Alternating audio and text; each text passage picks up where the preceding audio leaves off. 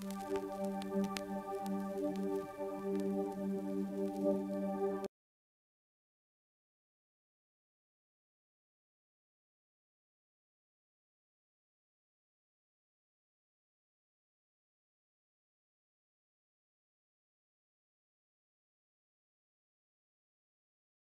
has been a difficult year for China, which is preparing to host the Olympic Games in August. It began with massive snowstorms, which killed dozens and left millions of migrant workers stranded at train stations. Then came the Tibetan riots, which sparked criticism of China's human rights record. The violence led to calls for a boycott of the Olympics and triggered chaotic scenes during the Olympics, torch relays in Paris, London, and other cities. But none was as heart-wrenching as the deadly earthquake that struck Sichuan, which has left 80,000 people dead or missing. Sensational photos were splashed across newspapers worldwide.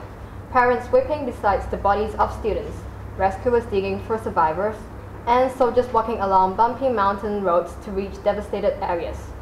And most significantly, foreign journalists were allowed to report freely in the country. Within an hour after the quake, state media announced the news of the tragedy and has since given wide coverage to the rescue efforts. About 50,000 soldiers were dispatched to join the rescue teams that day. The prompt response has not only saved China's image in the eyes of foreigners. International Federation of the Red Cross praised China's reaction to the disaster. Singapore's newspaper described the response as the most successful and of crisis management in China so far, suggesting that the free flow of information would win people's support. There is no doubt that the Chinese government has been open in dealing with the earthquake, but it doesn't mean it has adopted an open policy.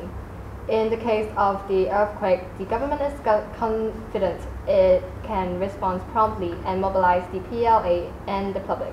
The government allowed almost 100% media access because they understood it is something positive. The Tibetan riots, on the other hand, would provide a negative image.